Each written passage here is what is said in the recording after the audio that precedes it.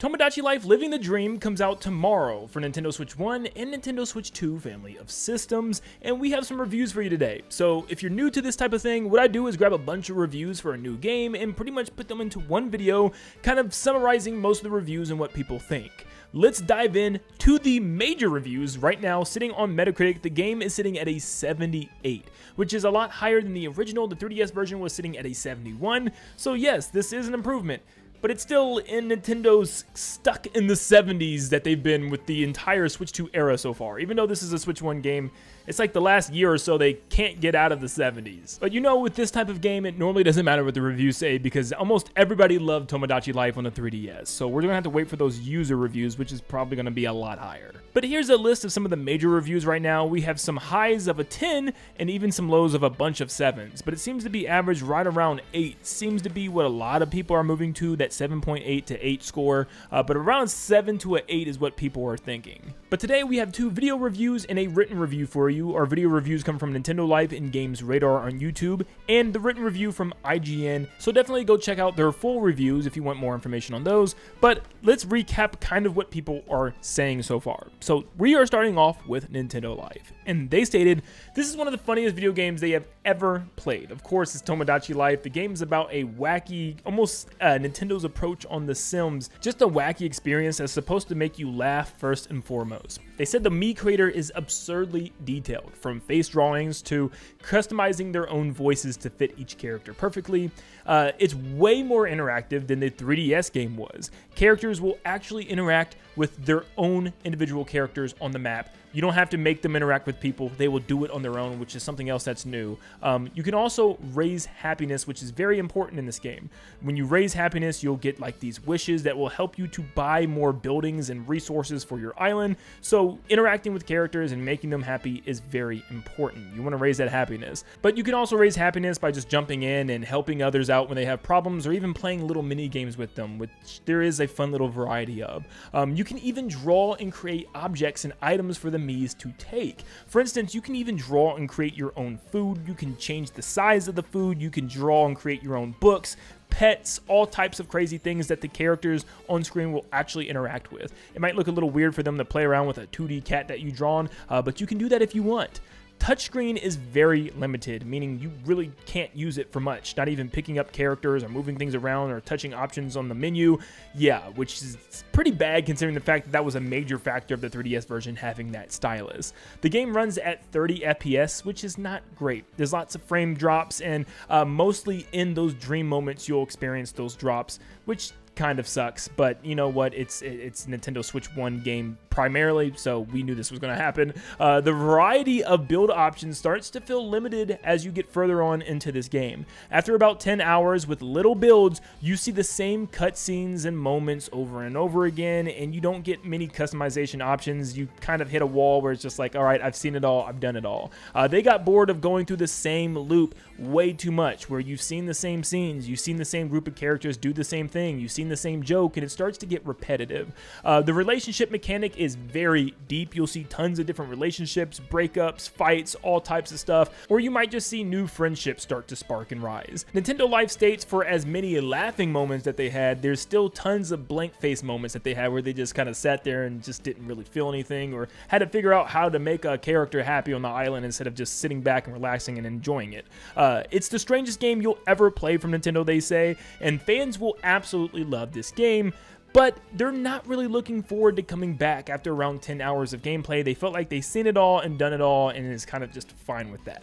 Nintendo Life gave the game a 7 out of 10 and said it's very funny. The content can run low with the builds and things you can do with your island, but it will get kind of repetitive after a while. Now, something else I'll note is that Nintendo Life also likes to throw in an additional thoughts from the person that made the video review compared to the person that wrote the review. But the other employee from Nintendo Life stated how they really did enjoy the game and didn't agree with a lot of those criticisms. So I guess it really might just come down to who you are, whether you enjoy the last game or if there's something that you're looking for from the 3DS game that's not here in this game. It's hard to say. I'll also note that the, one that wrote this review actually played the original game. Now, the one that actually chimed in at the end that just made the video said she never actually played the original game. This was her first game, so she might have a varying different opinion based on if you played the game before or not. But yes, Nintendo Life gives the game game a 7 out of 10, but let's move on to GamesRadar and see what they have to say about the game. GamesRadar comes in and says that it's a unique game with bare bones gameplay, but not in a bad way, just it's very simple to pick up and play. There's not a whole lot of things you'll be doing gameplay-wise besides, manipulating characters and creating scenes. But it's very much like a reality TV, they say. You grow the island and the people of it by putting Miis in certain situations, but not controlling them. You let them live their lives, and it's up to you to just kind of intervene here and there. The relationship aspect he also touches on can grow super deep with tons of love squares and triangles and even secret admirers and crushes liking each other and people not liking others and breakups and get-togethers and marriages. There's a lot going on with the relationships mechanic in this game compared to the past. So many customizable options. However, drawing kind of sucks without a stylus on the DS, and they bring up just it feels weird to just draw with a controller, and it's going to be a lot difficult for a lot of people compared to that classic feel of a stylus and that bottom screen of your DS. But they say the customization feels like a better version of what they try to do in Miitopia with their creation system.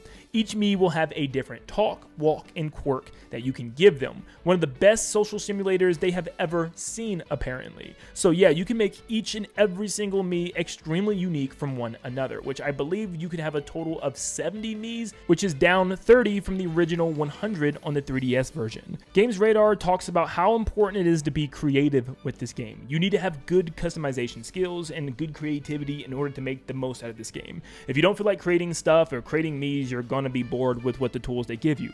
The tools they give you makes you make the game more fun, so it's up to you how fun the game gets.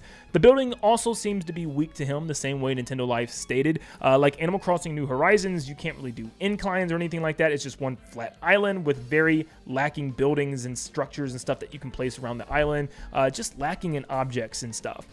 Feels like missing gameplay features from the 3DS game, which is kind of sad to hear, but this is something that you'll also see from IGN's review as well, where it feels like there's just things from the 3DS that are not making a return, like certain cutscenes and just certain things that was just a lot better done in that game. GamesRadar finishes off saying, the weird cutscenes in mini games are a blast, but as a Tomodachi Life veteran, he wanted more scenes in mini games than what they gave on hand here. But overall, they were pretty positive and said they give the game a 4 out of 5 stars. It's a great follow-up, but not a perfect sequel to the original Tomodachi Life. A lot is missing from the 3DS, like certain features, but it's still an intoxicating and hilarious video game. Now, there's not too many video reviews out right now, which I'm not entirely sure why. It's normally the ones I go off of, but I wanted to throw IGN in here just because I think Logan Plant has some really good, insight on some of these games. So I like to always hear what he says. He's a really good reviewer from them, but he pretty much writes a review that says this: custom characters is a huge jump from the first game with really nice HD textures that really make them pop and stand out.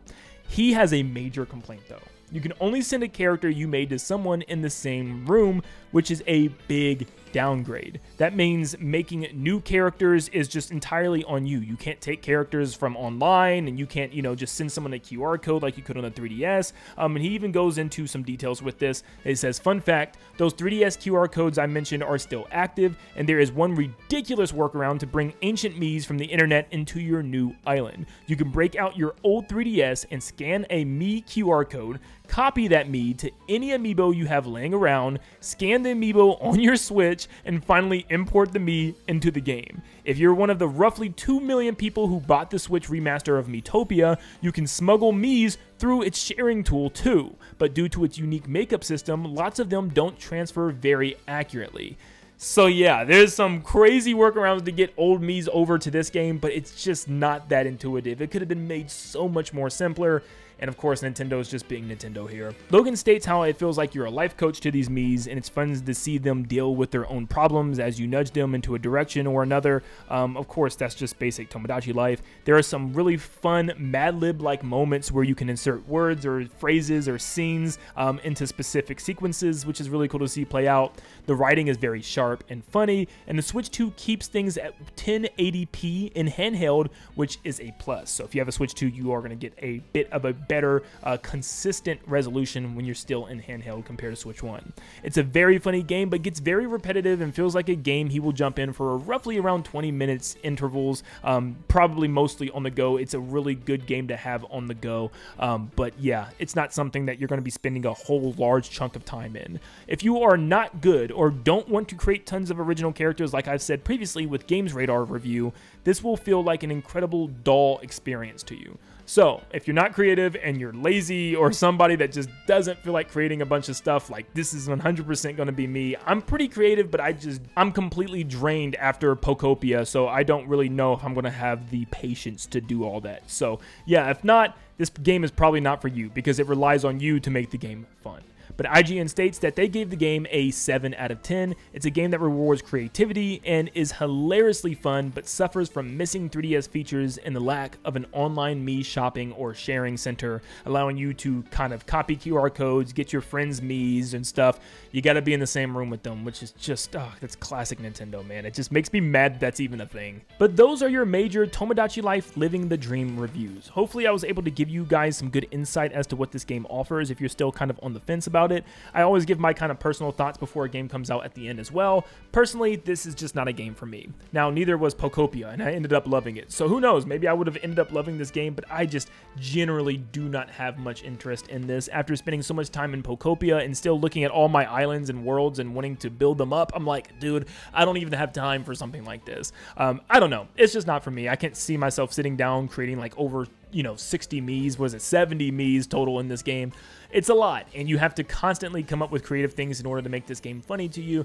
It's just not a type of game that appeals to me, but maybe it appeals to you, and it seems like as people who used to love Tomodachi Life, it might be missing some features of the 3DS game, but it seems to be a pretty good improvement overall. But what do you think? Have you played the original Tomodachi Life? Have you not? And let me know if you have or if you haven't, and if you plan on picking the game up or not. I like to see kind of, if returning veterans are coming back or if new people are jumping in. But yeah, that's always really cool to see. But if I taught you something cool today, or if I kind of informed you on something, make sure you leave a like and subscribe. We are getting super close to 400,000 subscribers, and I want to thank you guys so much for tuning in, and I hope you all have a blessed rest of your week. Thank you guys, and I'll see you in the next one. See ya.